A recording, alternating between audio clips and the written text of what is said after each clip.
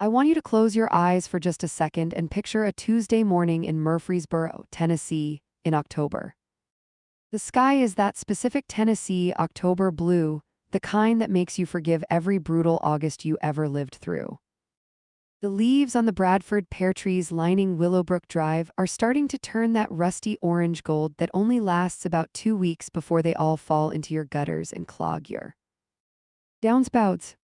The air smells like someone down the street is burning a candle on their porch, apple cinnamon probably, or that Yankee Candle one that smells like a hayride, and somewhere 2 streets over. Somebody's running a leaf blower. That was my neighborhood, that was my Tuesday morning. I am a school nurse at Crestview Elementary, about 4 miles from our house. I drove a gray Honda Odyssey with a peeling bumper sticker from my sister-in-law's 5K fundraiser that I kept meaning to replace. I had a travel mug I never fully washed, a backseat with a permanent layer of goldfish crackers and soccer cleats, and a lanyard around my neck with a cartoon Band-Aid on it that my youngest, Cooper, had picked out for me at the Dollar Tree. That was my life, my real, actual, beautiful, chaotic, imperfect life. My husband at the time was Derek Monroe. We met our junior year at Middle Tennessee State University in a sociology class we were both only taking to fulfill a gen ed requirement. He sat 2 rows behind me. He was from Clarksville, Tennessee, one of those guys who wore a Carhartt jacket unironically, drove a truck that was just slightly too big, and said yes ma'am to every female professor over 40. He was not flashy, he was not smooth. On our first date, he took me to a Cracker Barrel on Highway 96 because, and I quote, "The food's real and I figure you can tell a lot about a person by how they treat a Cracker Barrel waitress." I married him at a Baptist church in Franklin 5 years later. I was 27, he was 28. My daddy walked me down the aisle. My sister was my maid of honor. My sister, her name is Vanessa. Vanessa Lynn Crawford Monroe now, as I would eventually find out in the most horrifying way possible. She is 14 months younger than me, which means we were in the same grade for 1 year in elementary school, which she never let me forget.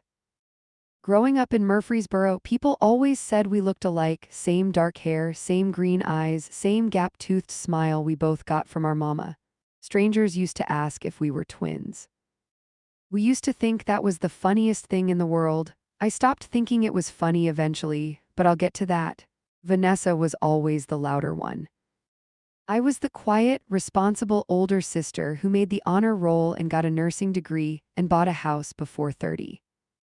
Vanessa was the one who dropped out of Belmont after 1 semester, moved back home, worked a string of jobs, waitress, nail tech, leasing agent, and borrowed money she never paid back. Our mama used to say Vanessa had too much personality for one county. I used to think that was charming. I now recognize it as a warning. Derek and Vanessa got along fine, I thought. They always had. He'd tease her at family dinners. She'd roll her eyes at him across the table, normal sibling-in-law energy. She came to our house for Christmas. She babysat our kids, Cooper, who was 6 at the time all this started, and my daughter Lily, who was 9. She was Aunt Vanessa. She borrowed my clothes without asking. She ate my leftovers out of my fridge. She was annoying in the specific way that sisters are annoying, too comfortable, too much, always there. I never not once looked at her and thought, she wants my life, I should have. Let me take you back to the first real red flag, because looking back it was there flapping in the Tennessee wind, and I just thought it was a weird cloud. It was the 4th of July. 2 summers before everything fell apart. We did what we always did. Dragged the Walmart folding tables out into the cul-de-sac on Willowbrook Drive, fired up the Weber grill. Put on the same playlist Derek made in 2019 that he refused to update, and invited about 30 people over to eat burgers and watch the neighbors shoot off illegal fireworks. Our next-door neighbor, Jim Hartley, did this every year. Big tomcat of a man from Lawrenceburg, owned an HVAC company, thought HOA rules were a communist conspiracy. He would drive to a fireworks tent in Alabama every June and come back with a truck bed full of stuff that was technically illegal in Rutherford County. And every year someone's kid would get mildly singed, and every year Jim would apologize to that kid's parents, and every year they'd all laugh about it by the time the sparklers came out. I loved that 4th of July. It was everything I loved about being where I was, who I was. Vanessa was there, of course. She'd been coming to our July 4th for years. But this particular year, I noticed something. Around 8 o'clock, kids running around with sparklers, adults getting into their 3rd or 4th round, I went inside to grab more paper plates from the pantry. The downstairs bathroom light was on. I didn't think anything of it. Then I heard voices, Derek's voice and Vanessa's. I stood in the hallway, not snooping, just pausing, and I heard Derek say something low, and I heard Vanessa laugh. Her specific laugh, breathy, a little too loud, like she wanted to make sure you heard it. The laugh she used when she was trying to impress somebody. I opened the pantry, got the plates, went back outside. I remember holding those plates and looking at the fireworks going off over Jim Hartley's fence and thinking, that was a little weird. And then I decided it wasn't. Because Vanessa was my sister and Derek was my husband, and I was in my cul-de-sac on the 4th of July with my kids and my neighbors, and nothing could possibly be wrong with that picture. Lord, I was naive. The second red flag was at Thanksgiving that same year. We hosted like we always did. Derek's mama, Linda, drove up from Shelbyville. She is a woman who has strong opinions about stuffing consistency and will tell you those opinions without being asked. My mama made the sweet potato casserole, which Linda always said was too sweet, and my mama always said, well, Linda. That's why it's called a casserole and not a veggie tray. They had been doing this dance for 15 years. It was practically a holiday tradition in itself. Vanessa brought a store-bought pecan pie from the Publix bakery. She didn't bake, she never baked. But she walked in that evening looking, and I remember this specifically, looking like she had tried. She had done her hair differently. She was wearing a wrap dress I didn't recognize. She had earrings on. Vanessa didn't usually do earrings on Thanksgiving. I said, "You look nice." She said, "Thank you." I felt like making an effort. I moved on, set the table.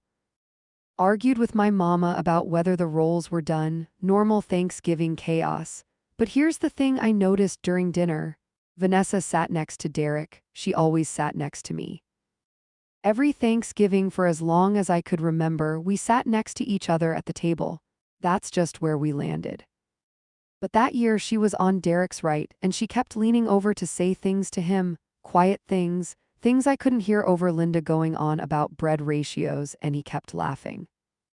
Not his big, embarrassing, table-shaking laugh, his quiet laugh, the one he used when something actually got to him. I remember looking at them, really looking, and then Linda asked me something about the cranberry sauce and I looked away. I think about that moment a lot now, that moment of almost seeing. Of my gut saying something and my brain shutting it down immediately because the alternative was too terrible to consider. I chose not to see. That winter, things between Derek and me got strained is the word I'd use, though at the time I kept telling myself it was just a rough patch. He was working longer hours at his company. He ran a small excavating business, mostly doing grading and site prep for new subdivisions going up east of town. Business had been good, actually. But good business meant long days and sometimes nights, and he would come home tired and quiet, and I would be tired from work and the kids, and we stopped talking, really talking. The way we used to. We weren't fighting, we weren't dramatic. We were just two people living in the same house, operating on separate tracks, eating dinner in front of the TV.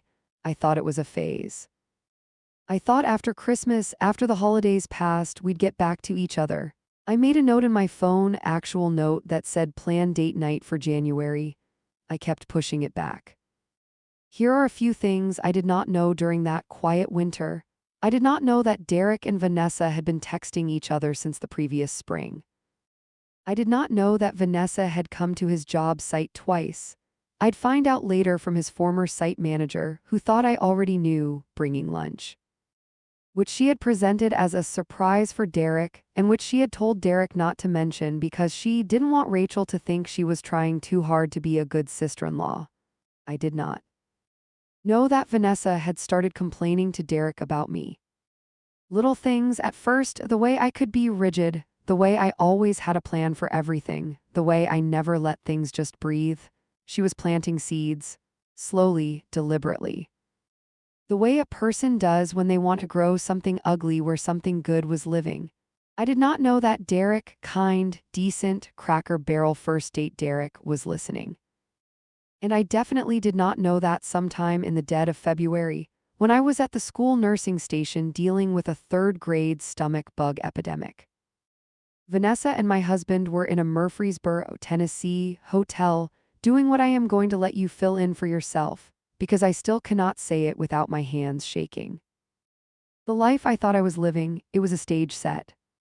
And behind the flat, behind the cul-de-sac and the minivan and the matching pajama Facebook photo and Cooper's soccer cleats in the back seat and Linda's opinions about stuffing behind all of it. Two people I loved were tearing my real life apart with their bare hands. And I was the last one to know. Actually, and this is the part that still makes me feel cold all over, I wasn't even told. I wasn't confronted. I wasn't sat down. I wasn't given the painful, at least it's honest confession that would have been devastating but real. Instead, they chose a different route. They chose to make me disappear on paper. It was a Wednesday in March. I came home from work around 4:30. Kids were at my mama's. She picked them up on Wednesdays so I could have a minute of quiet before the evening rush. The house was empty. There was a pile of mail on the counter, which Derek had brought in. I could tell because he always left it in a pile instead of sorting it, which drove me crazy. Which I would now give anything to complain about again. Most of it was junk, a Pottery Barn catalog, an HOA newsletter about the new speed bump on Willowbrook, a bill from Lily's orthodontist, and one envelope from the Rutherford County Circuit Court. I opened it because I thought maybe it was something about the property. We'd had a small dispute with the county about a survey line. I was vaguely expecting something. I opened it without any particular dread. I read the first line, and then I read it again. And then I sat down on the kitchen floor, just straight down, like someone had cut the strings, because what I was holding was a finalized divorce decree. A divorce decree with my name on it. A divorce decree I had never filed, never seen, and never signed. I want to explain what it feels like to hold a piece of paper that says your marriage is over when you didn't know your marriage was over. It feels like the ground drops out. Not dramatically, not like in a movie where someone screams and throws something. It feels like the world just quietly steps to the side, and you're standing in a version of your life that is completely different from the one you thought you were in 5 minutes ago. Everything looks the same: the kitchen counter, the Pottery Barn catalog, the HOA newsletter about the speed bump, but none of it makes sense anymore. Because the floor you were standing on was a lie. I sat on that kitchen floor for what I think was about 15 minutes, then I read the document again. It was real. It was an official Rutherford County Circuit Court order. It had a case number. It had a filing date, November of the previous year. November. I had been in my marriage in November. I had hosted Thanksgiving in November. I had bought Derek a new Carhartt jacket for Christmas in December, and apparently in November a divorce had been filed in my name. There was a signature on the petition, my signature. My name in handwriting that looked almost like mine, but it wasn't mine. When you've written your name thousands of times, you know your own signature. This one had my name, but the loop on the R was wrong and the E was closed instead of open, and the whole thing slanted just slightly too far right. Close. Close enough to fool a clerk who sees hundreds of documents a week, but not me, not the person who owned that name. I sat there with this document in my lap and I thought, who filed this? And then I thought, who had access to my mail? And then I thought about the past 8 months. The past 8 months of almost normal that had felt just barely off, like a picture frame that's 1 degree tilted. Not enough to mention, but enough to nag at you. The way Derek had seemed distracted but not guilty. The way Vanessa had started coming over more often, always with some excuse. She needed to borrow my steamer, she wanted to see the kids. She was just in the neighborhood, the way there had been a month last August, where I'd noticed fewer pieces of mail than usual. I'd even said something to Derek about it, and he'd said the mailman must be having a rough root week. And I had believed that because I was a person who believed the people I loved. I got up off the floor. I called my attorney, my friend Karen Yates, who does family law out of an office on Church Street. I had her number in my phone because she'd helped us with some contract stuff for Derek's business 2 years ago. I hadn't needed her for anything personal, until now. She didn't answer. I left a voicemail. My voice was shockingly calm, which I now recognize as the particular calm that comes before total collapse. I said, "Karen, it's Rachel Monroe. I need to call you back as soon as possible. I just received a finalized divorce decree for a case I never filed. I think someone forged my signature. Please call me." Then I called my mama. She answered on the second ring the way she always does, with a big, "Hey, sweet girl." And I said, "Mama, I need you to keep the kids tonight," and something in my voice, I don't know what it was, some frequency that only mothers can hear, made her stop immediately and say, "Rachel Lynn, what happened?" I told her. She was quiet for a long moment, then she said, "Is Vanessa with you?" That's when I knew she knew something. "Mama, Rachel, Mama, what do you know?" She started crying. I had never in my life wanted to reach through a phone and hold someone so badly. What my mama told me in fragments and with a lot of tears and a lot of, "Oh Lord, I didn't know what to do," was this. About 6 weeks prior, Vanessa had called our mama late one night and said, without quite saying it, that she and Derek had developed feelings for each other.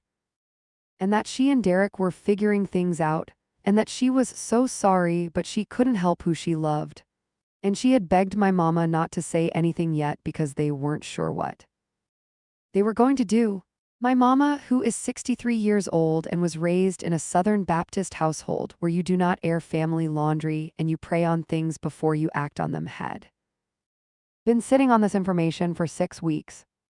Praying, agonizing, telling herself maybe it would work itself out, not saying a word to me. I am not angry at my mama, I have made peace with that. She was scared and she was confused and she loved all of us. And sometimes love makes you paralyzed in exactly the wrong moment. I understand that now. But on that night, standing in my kitchen with a fraudulent divorce decree in my hand, I was not at peace. I was something quieter and colder than anger. I was in shock. And shock has its own kind of clarity. Karen called me back within the hour. I read her the case number. She looked it up. What she found was this: a divorce petition had been filed in November in my name, citing irreconcilable differences. The correct court fee had been paid. There was a waiver of service on file, meaning, according to the documents, I had waived my right to be formally served, which explained why no process server ever came to my door. The financial agreement was filed as uncontested, and there was a signature, my supposed signature, on every required document. Karen was quiet for a moment after she ran through all of it. Then she said, "Rachel, I need you to listen to me very carefully. This is fraud. This is identity fraud, forgery of a legal document, and potentially obstruction of justice. This is not a gray area. Whoever filed these documents committed multiple felonies. Do you have any idea who did this?" I looked at the divorce decree on the counter. I thought about the bathroom at the 4th of July party. The Thanksgiving wrap dress, the long quiet winter, my mama's voice saying, "Is Vanessa with you?" "Yes," I said. "I think I do." The next few days were a masterclass in what it feels like to pull on a thread and watch an entire sweater unravel. Karen filed an emergency motion to vacate the fraudulent divorce decree. She also referred me to a detective friend of hers who specialized in document fraud. Meanwhile, I started doing what any rational person in crisis does. I sat in my car in the Target parking lot on Old Fortress Boulevard, and I started going back through everything I could find. I started with the mail. The document said the petition had been filed in November. The court would have sent notices to both addresses of record, meaning mine and Derek's. My address, my house. I had never received any notice, not one piece of paper. But here's the thing about our house on Willowbrook Drive. We had one of those old-style mailboxes at the end of the driveway, the kind that isn't locked. Anyone with access to our property, which, in a cul-de-sac with a friendly HOA, was basically our neighbor's family. And people we'd given our garage code to over the years could have taken mail out of it. I thought about who had that garage code. My mama had it, Jim Hartley next door had it for emergencies, and Vanessa had it. Had it for 3 years, since the time she was dog-sitting for us while we went to Destin for a week. I also remembered something else. In late October, I had noticed that we seemed to be getting less mail than usual. I had mentioned it to Derek. He'd blamed the mail carrier. I had believed him. What I had not known then, what I know now, is that Derek had known exactly where that mail was going, because he was in on it. Let me be clear about that because I want to be fair to the complexity of this. Derek did not forge my signature. The handwriting analysis later confirmed that the signature on the documents matched Vanessa's writing patterns, not Derek's. But Derek knew the divorce had been filed. He had to have known. There was a financial agreement on file. He had signed his own name, his real name, on the respondent's portion. He knew. He just let her do the dirty work. I think about that a lot. I've had a lot of therapy since then, and my therapist, Dr. Sandra Acaffer over at the Counseling Center on Memorial Boulevard, says that in some ways Derek's passivity is harder to make peace with than Vanessa's aggression. Because Vanessa did something bold and terrible, she committed a crime. It was awful and it was wrong, but there's a kind of awful clarity to it. Derek just let it happen. He just stepped back and watched someone else dismantle my life and told himself that made him less responsible. It didn't. The document fraud detective, a woman named Tamara Hicks who had the energy of someone who had seen it all and was exhausted by none of it, took the divorce decree and ran it against known samples of my handwriting. I provided old greeting cards, checks, school documents. She also pulled Vanessa's handwriting from documents Vanessa had signed over the years. The analysis was not legally conclusive on its own. That would take a certified forensic examiner, which Karen was arranging, but Tamara told me within 2 weeks. Whoever signed this is not left-handed, has a slight upward slant on descenders, and forms their capital R identically to the signature on this lease application. She slid a piece of paper across her desk. It was a lease application Vanessa had filed for an apartment in La Vergne 2 years ago. The R was identical. I need to tell you about the church parking lot, because that is where I confronted Vanessa for the first time. Not at home, not at a family dinner. In the parking lot of First Community Baptist on a gray Sunday morning in late March, with the smell of car exhaust and somebody's Popeyes bag blowing across the asphalt. I had found out from my mama, who was now, bless her heart, fully in my corner and horrified at what she'd been sitting on, that Vanessa attended the early service at First Community. She'd been going there for about 8 months. I used to attend there too, until the whole thing started unraveling and I couldn't sit in a pew without feeling like I was going to crawl out of my skin. But I knew the layout. I knew where she parked. I waited by her car. A silver Camry 2020 with a New Testament air freshener hanging from the rear view, which, Lord, she came out of the service at 9:45. She was wearing a cream-colored blazer and had her Bible tucked under her arm, and she was laughing about something with a woman I didn't recognize. Then she looked up and saw me, and every single muscle in her face went absolutely still. The other woman noticed, slid away. Vanessa and I were alone. I did not yell. I had promised myself I would not yell. I held out a photocopy of the divorce decree. Karen had told me not to let the original out of my possession, and I said very quietly, "Would you like to explain to me what this is?" Vanessa looked at it. Then she looked at me, and I watched her make a calculation, the fast internal math of someone deciding whether to deny or spin, and she said, "Rachel, I was going to tell you, did you sign my name on this document? It's not that simple, Vanessa." I had not raised my voice. "I am proud of that. Did you forge my signature on a legal document to end my marriage without my knowledge?" Silence. The kind of silence that is its own answer. She then said something that, honestly, even now, it still takes my breath away. She said, "I did what needed to be done. Derek was miserable. You were both miserable. You just couldn't see it. I looked at my baby sister, my maid of honor, the woman who ugly cried at my wedding and read 1 Corinthians 13 from the podium with her voice shaking. And I said, I'm not discussing this with you further, my attorney will be in touch. I got in my car, I drove 2 blocks, and then I pulled over and I cried so hard I couldn't see the steering wheel. But I did not turn around. What followed was the most brutal and clarifying period of my life. Here is what the investigation uncovered piece by piece. Vanessa had not just forged the signature. She had done extensive research. She had at some point gotten access to my social security number, we think from an old tax document she'd seen at my mama's house, and used it to file the petition in my name. She had intercepted at least 3 pieces of court mail from our mailbox, including the notice of filing and the preliminary hearing date. Because the divorce was listed as uncontested and the financial agreement was filed as mutually agreed, the court had little reason to question it. No one had called me, no process server had come. Vanessa had checked the waiver of service box, signing my name to that too. She had made me disappear on paper. And then, 3 weeks after the decree was finalized, 3 weeks she and Derek had gotten married at the Williamson County Courthouse. No ceremony, just a clerk and 2 witnesses. She became Vanessa Monroe. She had been Vanessa Monroe for 4 months by the time I found out. 4 months. I had been making Derek a plate at Thanksgiving.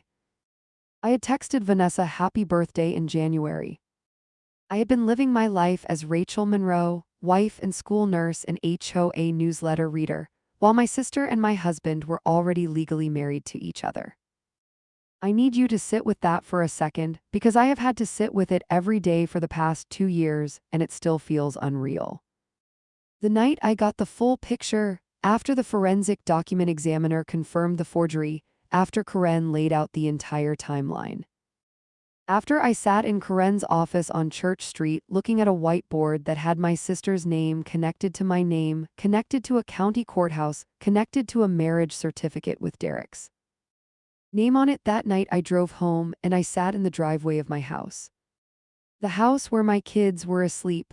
The house that still had Derek's coffee mug on the counter because I hadn't been able to bring myself to put it away. The house with the HOA newsletter on the kitchen table. I sat there in the minivan with the engine off and I thought about the 4th of July 2 years ago, the bathroom, the laugh. I thought, when did this actually start? And then I thought, does it matter? And then I thought, no, what matters now is what I do next. I picked up my phone, I called Karen. She answered even though it was 9 p.m., because Karen is the kind of attorney who answers at 9 p.m. when her client's life is falling apart.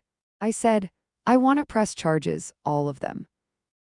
And I want my house and I want my kids and I want every document that has my name on it that I didn't sign to be part of this case. And I want it to start tomorrow morning. Karen said, okay. I'll file the criminal complaint in the morning, and Rachel, they're going to try to settle, don't let them. I know, I said, and that was the moment. That was the moment I stopped being the woman things happened to, and started being the woman who made things happen. Let me tell you how it all came out. Not the dramatic TV version, the real version. The real version is slower and less cinematic and in some ways more satisfying because it is thorough. Justice, when it actually works, is thorough. Karen filed the criminal complaint with the Rutherford County DA's office in late April. We submitted the forensic document examiner's report, the handwriting analysis, the mail interception evidence, the timeline of Vanessa's access to the mailbox, and the comparison of her handwriting on the lease application to the signature on the divorce petition. We also included testimony from Derek's former site manager, who confirmed that Vanessa had come to the job site twice in the summer prior to the filing. Specifically during the period when Karen believed the scheme was being planned. Vanessa was charged with forgery of a legal document, identity theft, mail fraud, and filing a fraudulent court document. In Tennessee, those carry significant penalties. We're talking potential felony convictions on multiple counts. Derek was charged as an accessory after the fact. He had not forged anything, but he had knowingly participated in the fraudulent proceeding. He had signed the respondent documents knowing the petition was filed under a forged signature. He had allowed the mail to be intercepted at a shared address. He had subsequently entered into a marriage he knew was based on fraud. His attorney tried to argue he was a passive participant. Karen's response to that in open court was crisp: "There is no innocent bystander to your own divorce." The civil side moved at the same time. Because the original divorce decree was obtained by fraud, Karen filed to have it vacated, which the court granted, meaning it was as if the fraudulent divorce had never existed. That meant Derek and I were legally still married, which meant that everything that had happened to our marital assets during that period, the fraudulent finalized divorce, Derek's subsequent marriage to Vanessa, the period of time during which Derek had taken a distribution from our jointly owned business, was subject to full marital property law. I want to explain what that meant in practical terms, because this is the part that made my attorney smile for the first time in months. Derek's excavating business had taken a PPP loan during the pandemic, paid it off, and grown significantly. During the period of the fraudulent divorce, when he believed our marriage was legally over, he had taken a significant distribution from the business. Money that would have been marital property under Tennessee law. That money was now, under the vacated divorce and reinstated marriage, subject to equitable distribution. We also had the house on Willowbrook, which had appreciated substantially. The 401k Derek had been contributing to since we married, a shared savings account, a joint investment account we'd opened in 2018 and kind of forgotten about. By the time Karen was done, I walked out of the settlement with the house, my half of all marital assets including the business distribution and full primary custody of Cooper and Lily, with Derek getting alternate weekends and Wednesdays. Let me tell you what Derek lost: the house, half his business assets, daily presence with his children, and his second wife, because when Vanessa's marriage to Derek was declared void, you cannot have a legal marriage built on a fraudulent divorce, she lost that status entirely. And then let me tell you what Vanessa lost, which is the part I think about the most. Vanessa's plea agreement, because yes, she pled, because when the forensic evidence is that complete, you plead, resulted in a felony conviction for document forgery and identity theft. She received a 5-year suspended sentence with 3 years of probation, community service, and mandatory restitution to cover my legal fees. She also lost her real estate license because the Tennessee Real Estate Commission does not look kindly on felony fraud convictions. She had just gotten that license the year before. She had been proud of it. I remember she sent me a photo of herself with the certificate. She moved in with my mama for a period which I understand was not peaceful. My mama, who is small and southern and goes to church every Sunday and thought she was raising 2 daughters who would do the same, was, I don't have the right word for what my mama was. Devastated is close, betrayed is closer, because Vanessa had not just stolen from me, she had put my mama in the position of knowing and not telling, which my mama had to live with. The neighborhood found out, of course it did. This is a cul-de-sac in Rutherford County. The moment Karen's motion hit the court record and the charge sheet was filed, it was on the local news Facebook page. Jim Hartley from next door texted me, "Rachel, just saw the news, I'm real sorry. You need anything, Shelley and I are right here." Which made me cry, which I needed to do. The church community, well, First Community Baptist is a place that takes the 6th commandment seriously. When Vanessa showed up for early service the Sunday after her arrest, she was received with the specific Southern Christian coldness that is somehow worse than being yelled at. No one made a scene. People just moved. The pew she sat in emptied gradually on either side. That's how that community does it, quietly. Derek lost his company's biggest commercial contract, a subdivision developer out of Brentwood who had heard about the legal situation and decided they didn't want the exposure. I am not going to pretend I was sorry about that.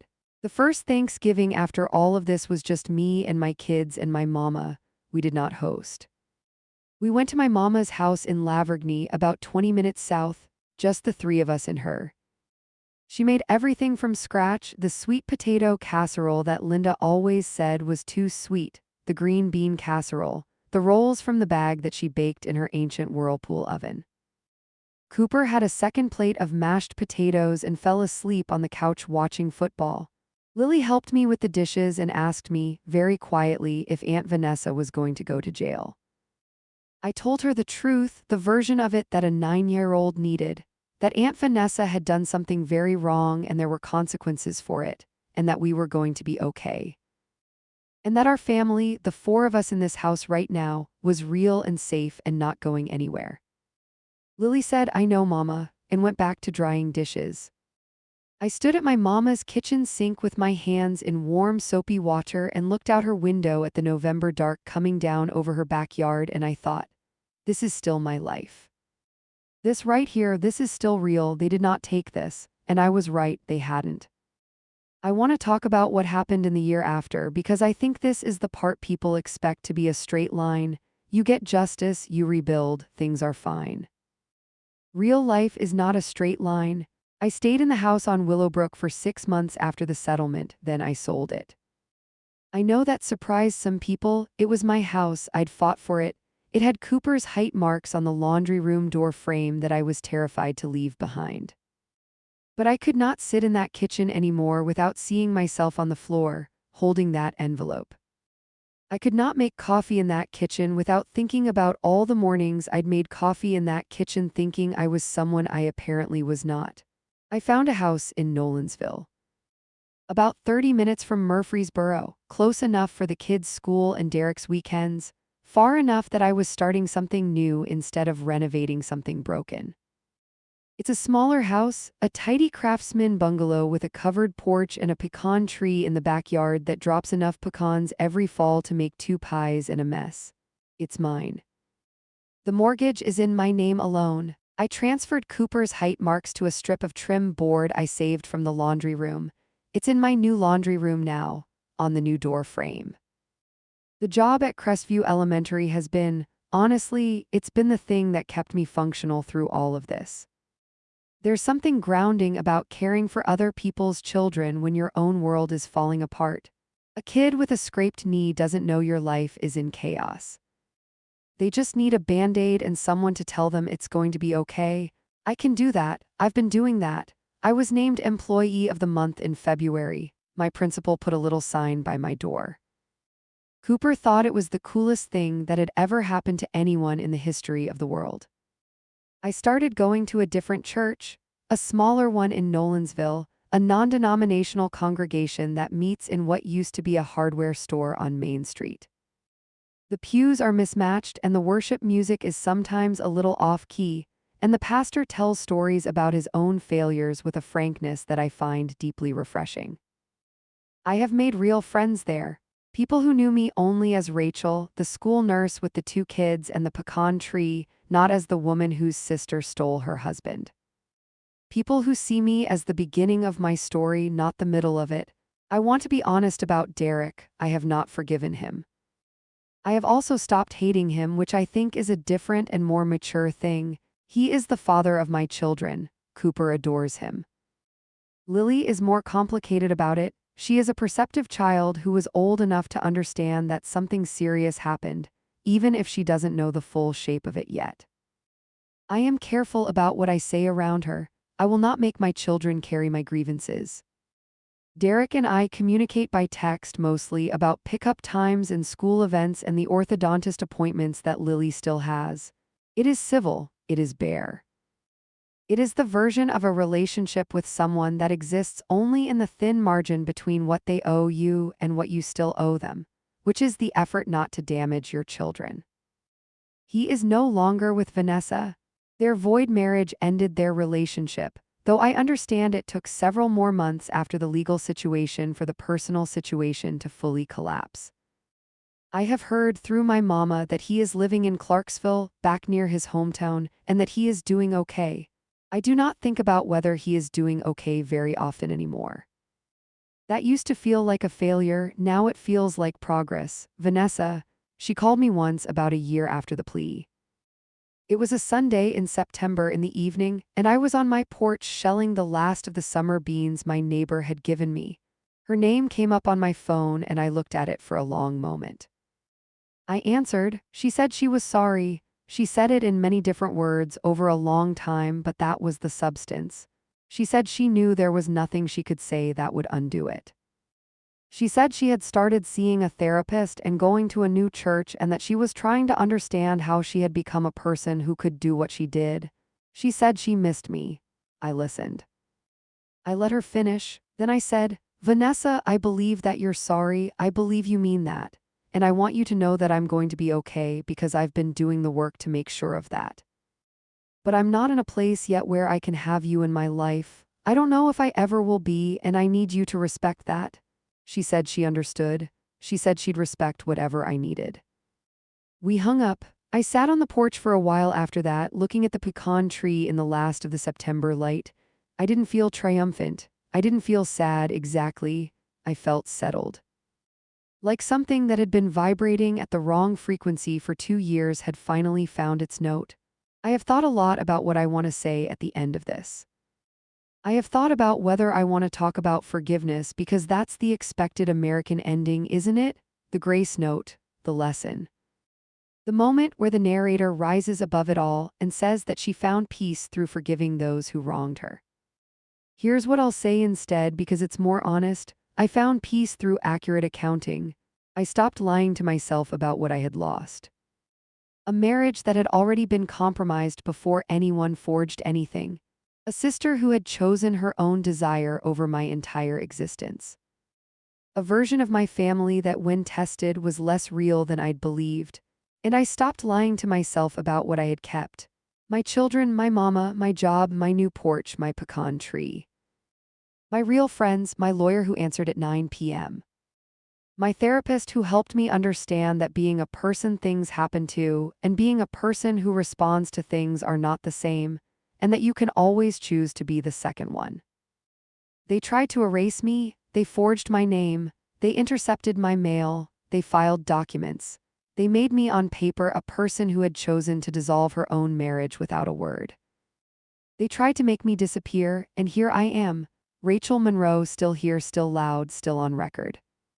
The night I signed the final papers on my Nolensville house, my name, my mortgage, my pecan tree, I drove through Murfreesboro on the way home. I went past Willowbrook Drive without stopping. I went past First Community Baptist. I went past the Cracker Barrel on Highway 96 where Derek took me on our first date. I didn't feel rage. I didn't feel nothing either. I want to be clear about that. I felt grief, the real kind, the earned kind that sits in your chest and reminds you that the things you lost were real and worth mourning. I felt that grief and I let it be there and I kept driving. And by the time I pulled into the driveway of my new house, my covered porch, my pecan tree, my Cooper and Lily waiting inside because my mama had dropped them off for the night, by the time I killed the engine and sat there for a moment, I felt something else alongside the grief. I felt free, real, American, earned, mine alone freedom, the kind you don't get handed. The kind you build, one day at a time, on your own foundation, in your own name. And nobody can forge that.